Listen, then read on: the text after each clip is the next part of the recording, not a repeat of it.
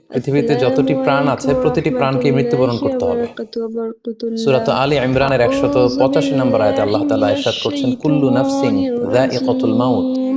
বিসমিল্লাহির রহমানির রহিম। আসসালামু আলাইকুম ওয়া রাহমাতুল্লাহি ওয়া বারাকাতুহু। নাহমাদুহু ওয়া নুসাল্লি আলা রাসূলিহিল কারীম। আম্মা বা'দু ফাআউযু বিল্লাহি মিনাশ শাইতানির রাজীম। বিসমিল্লাহির রহমানির রহিম। আব্দুল্লাহ নামে এক ভাই প্রশ্ন করেছেন, বাথরুমে গিয়ে অনেকে মৃত্যুবরণ করেন। বাথরুমে মৃত্যু কি ভালো না মন্দ জানতে চাই। প্রিয় ভাই, আসসালামু আলাইকুম রহমতুল্লাহি ওয়া বারাকাতুহু ওয়া বরকতুল্লাহ। মোহাম্মদ তুমি ওগো খুদার পিয়ারা, আমিনা মায়ের তুমি নয়নের তারা, এসেছিলে তুমি ওগো সেই নিশিরাতে, মুখেতে খোদার বাণী কোরআন যে হাতে, তব শুভ গমনের সকলের মাঝে, তৌহিদের বাণী যেন সব হদে বাজে, তোমারই আলোক দানে আলোকিত সাহারা, তোমারই মধুর টানে দিল পাড়া পাড়া, ও গো নবী দো জাহান তুমি দয়া করো, শাফায়াত করো গো সাথে নিয়ে মোরো। খোদা হাফেজ। হ্যাঁ আব্দুল্লাহ, আপনার এই প্রশ্নের উত্তরে বলবো যে পৃথিবীতে যতটি প্রাণ আছে প্রতিটি প্রাণকে মৃত্যুবরণ করতে হবে। সূরা আলে ইমরানের 185 নম্বর আয়াতে আল্লাহ তাআলা ইরশাদ করছেন, কুল্লু নাফসিন যায়িকাতুল মাউত। অর্থাৎ প্রতিটি আত্মাকে মৃত্যুর স্বাদ আস্বাদন করতে হবে। আমরা পৃথিবীতে যারাই এসেছি আবার এই পৃথিবী থেকে বিদায় নিতে হবে, আমাদেরকে মৃত্যুবরণ করতে হবে। এটা হচ্ছে চিরসত্য বা মহাসত্য, এবং এই চিরসত্যটি কম বেশি আমরা সবাই জানি। কিন্তু আমরা কোথায় মৃত্যুবরণ করব এ ব্যাপারে আমরা কিছুই জানি না। কিভাবে আমাদের মৃত্যু ঘটবে, কোন প্লেসে কোন জায়গাতে আমরা মরব এ ব্যাপারে আমরা কিছু জানি না। এবং সে ব্যাপারে সূরাতুল লোকমানের 34 নম্বর আয়াতে আল্লাহ তাআলা ইরশাদ করছেন, ওয়ামা তাদরি নাফসুম বিআইয়ি আরদিন তামুত ইন্নাল্লাহা আলিমুন খবীর। অর্থাৎ কোনো মানুষই জানে না, কোনো প্রাণী জানে না যে সে কোন প্লেসে কোন জায়গায় মৃত্যুবরণ করবে। এ ব্যাপারে শুধুমাত্র কেবলমাত্র আল্লাহ তাআলাই জ্ঞান রাখেন। ইন্নাল্লাহা আলিমুন খবীর, তিনি মহাজ্ঞানী এবং সব ব্যাপারে তিনি খবর রাখেন। তাহলে কোরআনের এই দুটি আয়াতের মাধ্যমে আমরা জানতে পারলাম যে আমরা প্রত্যেকেই মৃত্যু স্বাদ আস্বাদন করতে যাচ্ছি। আমরা মরবো এটা নিশ্চিত, কিন্তু কোথায় মরব, কোন জায়গায় আমাদের মৃত্যু ঘটবে, সংঘটিত হবে, এই ব্যাপারে আমরা কিছুই জানি না। এবার যদি আমরা সরাসরি প্রসঙ্গে আসি, সেটা হচ্ছে বাথরুমে গিয়ে যদি কেউ মৃত্যুবরণ করে, হ্যাঁ সেটা হতে পারে। বাথরুমেও কেউ মৃত্যুবরণ করতে পারে, এবং অনেক সময় আমরা শুনেছি যে বাথরুমে অনেকে ইন্তেকাল করেছেন, মৃত্যুবরণ করেছেন। এখন এই বাথরুমে মৃত্যুবরণ করা এটা ভালো কি মন্দ, এটা তিনি জানতে চেয়েছেন। আসলে বাথরুমের ভেতরে কেউ মৃত্যুবরণ করলে এটা ভালো মৃত্যু নাকি খারাপ মৃত্যু, এ ব্যাপারে কোনো হুকুম দেওয়ার বা ডিসিশন দেওয়ার সুযোগ আসলে আমাদের নেই, কারণ এ ব্যাপারে ইসলাম আমাদেরকে কিছু জানায়নি। আসসালামু আলাইকুম রহমতুল্লাহি ওয়া বারাকাতুহু ওয়া বরকতুল্লাহ।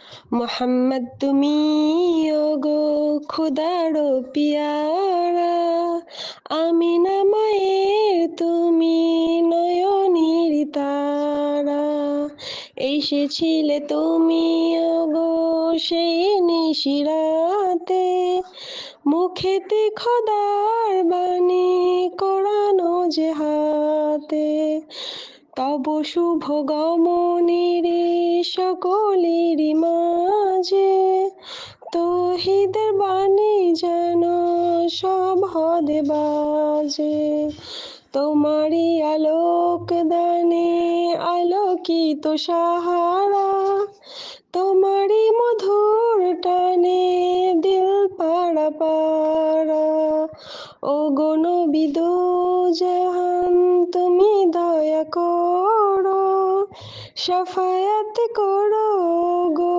সাথে নিয়ে মোরো। খোদা হাফেজ। কারণ নিছক বাথরুমের ভেতর মৃত্যু যদি হয় তাহলে এটা খারাপ মৃত্যু বা খারাপ সাইন, সে জাহান্নামে যাবে এরকম কথা বলার কোনো সুযোগ নেই। নিছক একটা নির্দিষ্ট জায়গায় কারণ মৃত্যুর কারণে এটা খারাপ মৃত্যু বা ভালো মৃত্যু বলে আসলে কোনো ধরনের সিদ্ধান্তে আসা যায় না। কারণ বাথরুমে নানাভাবে মানুষের মৃত্যু হতে পারে। কেউ হয়তো অজু করতে যেয়ে বাথরুমের ভিতরে মৃত্যুবরণ করেছে, অথবা কেউ গোসল করতে যেয়ে মৃত্যুবরণ করেছে, এটাও হতে পারে, অথবা প্রাকৃতিক কাজ সারতে যেয়ে বাথরুমে তার মৃত্যু হয়েছে। এর কোনোটির ক্ষেত্রেই এই মৃত্যুটি খারাপ মৃত্যু এভাবে কোনো সিদ্ধান্তে আসা যাবে না। সিদ্ধান্তে আসা যাবে এভাবে, অথবা ধারণা করা যাবে, প্রবল ধারণা করা যাবে এভাবে যে সে তার জীবনটা কিভাবে কাটিয়েছে। তিনি যদি ইমানের উপর থাকেন, ইস্তেকামতের উপর থাকেন, আল্লাহ এবং আল্লাহ রাসূলের উপর দৃঢ় বিশ্বাসের উপর থাকেন, তিনি যদি সৎ কর্ম করে থাকেন এই পৃথিবীতে, তাহলে তার বিদায়টা, তার মৃত্যুটা ভালো মৃত্যু হয়েছে বলে আমরা প্রবল ধারণা রাখতে পারি। কিন্তু কে জান্নাতি হবে আর কে জাহান্নামী হবে এ ব্যাপারে শুধুমাত্র আল্লাহ তাআলা ডিসিশন দিতে পারেন। এক্ষেত্রে অনেকে একটি হাদিসের মিস ইন্টারপ্রিটেশনের কারণে এই ধরনের ধারণা করে থাকতে পারেন যে হাদিসটি সহিহ বুখারীতে এসেছে। আল্লাহর হাবিব সাল্লাল্লাহু আলাইহি ওয়াসাল্লাম বলেছেন, ইন্নামাল আমালু বিল খাওয়াতিম, অর্থাৎ মানুষের কর্মফল নির্ধারিত হয় তার শেষ কাজের উপর ভিত্তি করে। তার শেষ জীবনটা যদি ভালো হয় তাহলে তার মৃত্যুটা ভালো হয়েছে বলে ধরা হবে। এই হাদিসের মিস ইন্টারপ্রিটেশনের কারণে অনেকে হয়তো ধারণা করতে পারেন যে বাথরুমের ভেতরে কারো মৃত্যু ঘটলেই সেটা খারাপ মৃত্যু। আসলে ব্যাপারটি এমন নয়। হাদিসে যে বিল খাওয়াতিম বলা হয়েছে এর ব্যাখ্যা এসেছে যে বিল খাওয়াতিম মানে হচ্ছে মা ইয়ামালুহু ফি আখিরি হায়াতি, সেটা শেষ জীবনে কি কাজ করেছে সেটার উপর ভিত্তি করে তার মৃত্যুটা ভালো নাকি খারাপ এটা নির্ধারিত হবে। অনেকের এমন হতে পারে যে জীবনের শুরুতে তিনি ইসলামকে মানতেন না, আল্লাহকে বিশ্বাস করতেন না, কিন্তু শেষ জীবনে এসে তিনি বিশ্বাসী হয়েছেন, তিনি সৎকর্ম করেছেন এবং সেটার উপর অটল থেকেই তার মৃত্যু হয়েছে। সেক্ষেত্রে আমরা প্রবল ধারণা করতে পারি এবং আশা করতে পারি যে তার মৃত্যুটা ভালো হয়েছে। কিন্তু নিছক বাথরুমের ভেতরে যদি কারো মৃত্যু ঘটে এই কারণে এটা ভালো মৃত্যু নাকি খারাপ মৃত্যু সেই সিদ্ধান্তে আসা যাবে না। তবে কোরআন সুন্নাহ আমাদেরকে কিছু আলামত বা সাইন দিয়েছে। এই সাইন বা নিদর্শনগুলো খেয়াল করে আমরা বুঝতে পারি যে কারো মৃত্যুটা ভালো মৃত্যু হয়েছে নাকি খারাপ মৃত্যু হয়েছে। সেক্ষেত্রে শুরুতে আমরা আলামাতু সুইল খাতিমা, কারো মৃত্যুটা খারাপ কিনা বা মন্দ মৃত্যু বা মন্দ বিদায় কিনা সেটা আমরা শুরুতে শুনবো। সেক্ষেত্রে আমরা যদি কোরআন সুন্নাহর দিকে তাকাই তাহলে দেখব যে কোরআন সুন্নাহ আমাদেরকে জানিয়েছে কেউ যদি আত্মহত্যা করে মৃত্যুবরণ করে তাহলে এটা আমরা বলতে পারি যে এটা একটা খারাপ মৃত্যু ছিল। কারণ আল্লাহ রাসূল সাল্লাল্লাহু আলাইহি ওয়াসাল্লাম ইরশাদ করেছেন, সহিহ বুখারীতে এসেছে, মান কাতালা নাফসাহু বিশাইইন উযযিবা বিহি ইয়াউমাল কিয়ামাহ, যে ব্যক্তি তার নিজেকে যেই জিনিস দিয়ে আত্মহনন করবে বা আত্মহত্যা করবে কিয়ামতের দিন তাকে সেই শাস্তি দেওয়া হবে। লেটসে কেউ যদি ছুরি দিয়ে স্ট্যাবিং করে তার প্রাণ হনন করে, জাহান্নামে সে কেবল জাহান্নামের ছুরি দিয়ে নিজের পেটের ভেতরে এরকম ছুরিকাঘাত করতেই থাকবে, এটাই হবে তার শাস্তি। কেউ যদি বিষ পানের মধ্য দিয়ে সুইসাইড করে তাহলে জাহান্নামে তার শাস্তি হবে জাহান্নামের বিষ খেয়ে খেয়ে সেই কষ্ট বা শাস্তি ভোগ করবে। কেউ যদি গলায় দড়ি দিয়ে বা ওড়না পেঁচিয়ে গলায় ফাঁস লাগিয়ে সুইসাইড করে তাহলে আল্লাহ রাসূল সাল্লাল্লাহু আলাইহি ওয়াসাল্লামের হাদিস অনুযায়ী জাহান্নামে সে গলাতে শুধু ফাঁস লাগাতেই থাকবে। তাহলে আল ইন্তিহার মানে সুইসাইড, আত্মহত্যা করে যদি কেউ মারা যায় সেক্ষেত্রে আমরা বলতে পারি যে এটি খারাপ মৃত্যু ছিল, মৃত্যুটি ভালো ছিল না। তাছাড়া কোনো ব্যক্তি যদি কবিরা গুনাহ সম্পাদন করা অবস্থায় ইন্তেকাল করে, লেটসে কেউ মদ পান করা অবস্থায় তার মৃত্যু ঘটেছে, কিংবা ব্যভিচার করা অবস্থায় তার মৃত্যু ঘটেছে, কিংবা কারো উপর সে জুলুম বা অত্যাচার করছিল, এরকম বড় কোনো কবিরা গুনাহ সম্পাদন করা অবস্থায় যদি কারো মৃত্যু ঘটে যায় সেক্ষেত্রে বলা যেতে পারে যে মৃত্যুটি খারাপ ছিল। পাশাপাশি বাবা মা যদি কোনো ভ্যালিড কারণে সন্তানের অন্যায়ের কারণে সন্তানের প্রতি রেগে থাকেন এবং ওই অবস্থায় যদি সন্তানের মৃত্যু ঘটে তাহলে এটি একটি খারাপ মৃত্যু ছিল বলে ধারণা করা যেতে পারে। এবং স্বামী যদি তার স্ত্রীর প্রতি রেগে থাকে কোনো স্ত্রীর অন্যায়ের কারণে এবং সেই অবস্থায় যদি স্ত্রীর মৃত্যু ঘটে তাহলে এই মৃত্যুটি মন্দ মৃত্যু বা খারাপ বিদায় ছিল বলে আমরা ধারণা করতে পারি। সবশেষে বলবো যে কোনো ব্যক্তির মৃত্যুতে যদি গোটা মুসলিম উম্মাহ, মুসলিম কমিউনিটি আনন্দ প্রকাশ করে, উল্লাস করে, এটাও ওই ব্যক্তির খারাপ মৃত্যু ছিল বলে ধরে নেওয়া হবে। কারণ সবাই তার অন্যায় থেকে, অত্যাচার থেকে, তার অনিষ্ট থেকে বাঁচার জন্য চাচ্ছিল, তার হাফ ছেড়ে বেঁচেছে। সো মুসলিম উম্মাহ যদি, গোটা মুসলিম উম্মার ভালো লোকরা যদি কারোর মৃত্যুতে আনন্দ প্রকাশ করে তাহলে তার মৃত্যুটা খারাপ মৃত্যু ছিল বলে ধরে নেওয়া যাবে। এই সমস্ত আলামতগুলো যদি আমরা খেয়াল করি এগুলোর ভিত্তিতে বলা যেতে পারে যে তার মৃত্যুটা মন্দ ছিল, তার বিদায়টা খারাপ ছিল। এবার আমরা যদি হুসনুল খাতিমা অর্থাৎ ভালো বিদায়। কোনো ব্যক্তি যখন আমাদের থেকে বিদায় নিল, মৃত্যুবরণ করলো, তখন আমরা কিভাবে বুঝবো যে বিদায়টা ভালো ছিল এবং এই লোকটা আশা করি যে জান্নাতি হবে? এটা আমরা কিভাবে বুঝবো? প্রথমত বোঝার মাধ্যম হচ্ছে আন-নুতকু বিশ-শাহাদাতি ইনদাল মাউত। মৃত্যুর সময় যদি কেউ আল্লাহর জিকির করা অবস্থায়, আল্লাহকে স্মরণ করা অবস্থায় কিংবা শাহাদাত বাণী পাঠ করে যদি মৃত্যুবরণ করতে পারে, তাহলে আশা করা যায় যে এই মৃত্যুটা খুব ভালো মৃত্যু হয়েছে। কারণ আল্লাহ রাসূল সাল্লাল্লাহু আলাইহি ওয়াসাল্লাম সুনানে আবু দাউদের এক বর্ণনায় ইরশাদ করেছেন, মান কানা আখিরু কালামিহি লা ইলাহা ইল্লাল্লাহ, যে ব্যক্তির শেষ বাক্য হবে লা ইলাহা ইল্লাল্লাহ এবং এই কালিমাতুত তাইয়্যিবা, এটা পরে যদি কেউ শেষ নিঃশ্বাস ত্যাগ করতে পারে তাহলে সে জান্নাতে প্রবেশ করবে বলে আল্লাহ রাসূল সাল্লাল্লাহু আলাইহি ওয়াসাল্লাম আমাদেরকে সুসংবাদ দিয়েছেন। তাহলে মৃত্যুর আগে কালিমা পরে মরতে পারা এটা একটা সৌভাগ্যের বিষয় এবং এটা একটা ভালো সাইন। পাশাপাশি বিশ্বাসী ব্যক্তিরা, ইমানদাররা যখন মৃত্যুবরণ করে তখন তাদের কপাল ঘেমে যায়। অর্থাৎ মৃত্যুর পরে মৃত ব্যক্তির কপালে হাত দিয়ে যদি আমরা দেখতে পাই যে কপাল ঘেমে আছে, ইটস সোয়েটিং, প্রচণ্ড ঘামছে, এটা দেখেও আন্দাজ করা যেতে পারে বা ধারণা করা যেতে পারে যে মৃত্যুটা ভালো হয়েছে। কেননা সুনানে তিরমিজির বর্ণনায় আল্লাহ রাসূল সাল্লাল্লাহু আলাইহি ওয়াসাল্লাম ইরশাদ করেছেন, আল মুমিনু ইয়ামুতু বিআরাকিল জাবিন, বিশ্বাসীরা যখন মারা যায় তখন তাদের কপাল ঘেমে যায়। সো অনেক আল্লাহওয়ালা ভালো মানুষের মৃত্যুর পরে আমরা এটা দেখেছি বা শুনেছি যে ইন্তেকালের পরে তাদের কপাল ঘেমেছিল এবং সেটা দেখে কিন্তু বোঝা যাবে যে মৃত্যুটা ভালো ছিল। পাশাপাশি জুমার রাতে যদি কেউ ইন্তেকাল করে, বৃহস্পতিবার দিবাগত রাতে, নিঃসন্দেহে সেক্ষেত্রে লোকটার ইমানদার হতে হবে, সৎ ব্যক্তি হতে হবে। সেক্ষেত্রে এটা একটা ভ্যালিউ অ্যাড করবে যে জুমার রাতে সে ইন্তেকাল করেছিল। রমাদান মাসে যদি কেউ ইন্তেকাল করে, এটা একটা খুশনসিব তার জন্য। পাশাপাশি হজের সফরে যদি কেউ, হজের যে দীর্ঘ সফর, এই সফরে যদি কেউ ইন্তেকাল করে, এটা একটা ভালো মৃত্যু বলে ধর্তব্য হবে। পাশাপাশি কেউ যদি জেহাদের ময়দানে শহীদ হওয়ার সৌভাগ্য লাভ করে, নিঃসন্দেহে এটা সবচেয়ে শ্রেষ্ঠ মৃত্যু। আল্লাহ তাআলার কাছে সবচাইতে শ্রেষ্ঠ মৃত্যু হচ্ছে শাহাদাতের মৃত্যু, এবং শহীদের দেহ থেকে গড়ে গড়ে পড়া, মাটিতে পড়া যে রক্তের ফোঁটা, এই ফোঁটাটা আল্লাহ তাআলার কাছে খুব প্রিয়। সো নিঃসন্দেহে শাহাদাতের মৃত্যু এটা পৃথিবীর শ্রেষ্ঠতম মৃত্যু। এবং সৎ কাজ করা অবস্থায়, কোনো আমলে সলেহ ভালো কাজ করা অবস্থায় যদি কারো মৃত্যু ঘটে, যারা মসজিদের ভিতরে আগুন ধরিয়ে দিবে, এরা হলো বিশ্বের সবচাইতে বড় জঙ্গি। আল্লাহর কোরআন আমার কাছে সবচাইতে বড়। কওমীদের সঙ্গে আমাদের প্রবলেম আছে, 1 ঘন্টা সময় দুইজনে দিলে সমাধান হয়ে যাবে। মুসলমানকে ঐক্যবদ্ধের আর কোনো বিকল্প নাই, ঠিক কিনা বলে?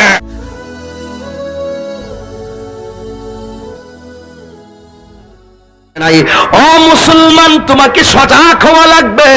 আজকে ভারতের দিল্লির দিকে তাকায়া দেখো, মুসলমানদের মসজিদ গুলারে আগুন দিয়া পুড়াইয়া ফেলতেছে। কথা বলো না, ঠিক কিনা বলো? আমার বক্তব্য থেকে রাজনৈতিক গন্ধ খুঁজবেন না, এটা ইমানি কথা, এটা ইমানি কথা। আজকে মুসলমানদের মসজিদে আগুন ধরিয়ে দেওয়া হচ্ছে, মায়ের সামনে ছোট ছেলেদেরকে আগুন দিয়ে পোড়ানো হচ্ছে, নারীদেরকে ঘরে নিয়ে ধর্ষণ করা হচ্ছে, আর মুসলমানদের মসজিদকে আগুন দিয়ে জ্বালায়া দেওয়া হচ্ছে। আমি তাহিরি বলতে চাই, এটা কোনো মুসলমান বরদাস্ত করতে পারে না। কথা বলেন, ঠিক কিনা বলেন? এই জন্য যুবক আমি বলবো, যদি আপনাদের মুসলমানদেরকে আঘাত করেন, এই মুসলমানদের পক্ষে কিন্তু আল্লাহ রয়েছে।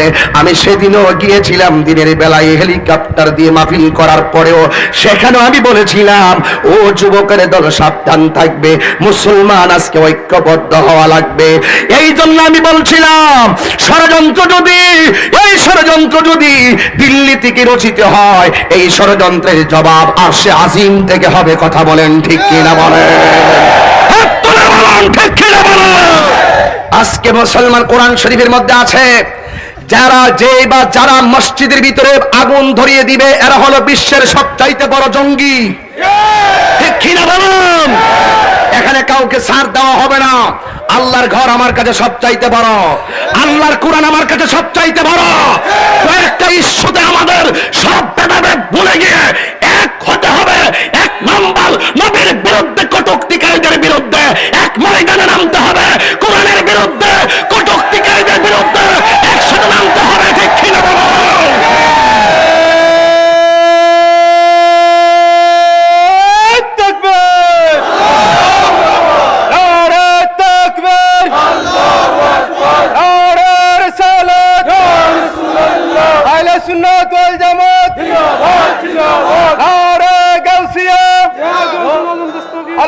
পীর সাহেব কেবলা। আল্লাহু আকবার জোরে বলুন। আমাদের মুসলমান বিচ্ছিন্নতার কাম্য নয়। কওমীদের সঙ্গে আমাদের প্রবলেম আছে, 1 ঘন্টা সময় দুইজনে দিলে সমাধান হয়ে যাবে, ঠিক কিনা বলুন? হেফাজতের সঙ্গে প্রবলেম আছে, 1 ঘন্টা সময় দিলে সমাধান হয়ে যাবে। বর্তমান মুসলমানদের বিভাজন কাম্য নয়, মুসলমানকে ঐক্যবদ্ধের আর কোনো বিকল্প নাই, ঠিক কিনা বলে? আমার কোরআন নিয়ে চিনিমিনি খেলা শুরু হয়েছে। আল্লাহর ঘর মসজিদ। আমি মাননীয় প্রধানমন্ত্রীকে সেদিন বলেছি, ঢাকায়ও বলেছি, এখনো বলছি, আপনি রাস্তাঘাটের উন্নয়ন করছেন, আপনি প্রশংসার দাবিদার। আপনি স্কুল কলেজ করছেন, প্রশংসার দাবিদার। আপনি এমপি মুক্তি করছেন, প্রশংসার দাবিদার। সরকারি বেতন বৃদ্ধি করছেন, প্রশংসার দাবিদার। টেন্ডারবাজি বন্ধ করেছেন, প্রশংসার দাবিদার। জঙ্গিবাজি বন্ধ করছেন, প্রশংসার দাবিদার। কিন্তু বঙ্গবন্ধুর স্বাধীনতার স্থপতি বঙ্গবন্ধু শেখ মুজিবুর রহমানের বর্ষবার্ষিকী উপলক্ষে এই সন্ত্রাসী নরেন্দ্র মোদীকে বাংলাদেশ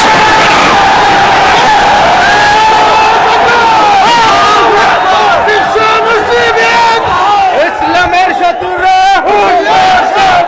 মোদির গদিতে দুই গালে মারো জুতো। একটি কথাই বলতে চাই, তাহিরির সর্বোচ্চ জীবন চলে যাবে। আল্লাহর ঘর মসজিদকে রক্ষা করার আন্দোলনে সকলকে প্রতিবাদের দুর্গ করে তুলতে হবে। বৃহৎ করে বলো, ঠিক কিনা বলো? আপনি আমার বঙ্গবন্ধুকে কলঙ্কিত করবেন না। আপনি 100 রাষ্ট্রপতিকে বাংলাদেশে আনেন, 100 প্রধানমন্ত্রীকে বাংলাদেশে আনেন, কিন্তু বঙ্গবন্ধুর বর্ষপূর্তি উপলক্ষে নরেন্দ্র মোদীর কুখ্যাত বেঈমানকে বাংলা শাহজাহানের জমিনে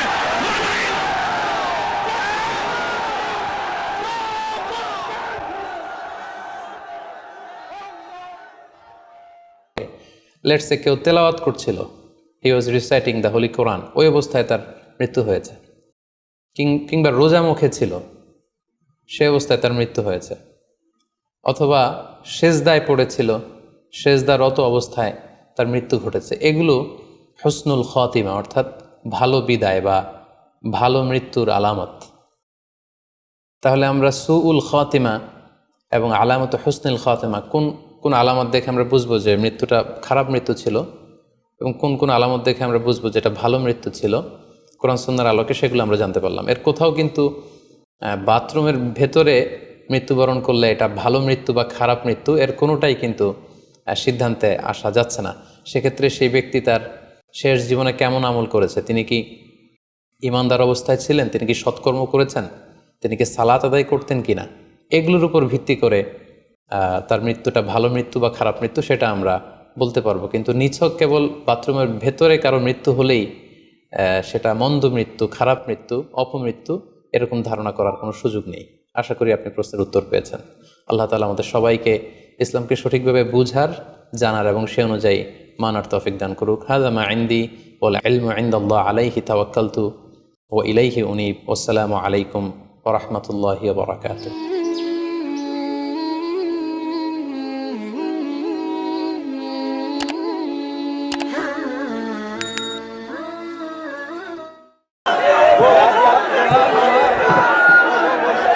বসুন, বসুন, বসুন।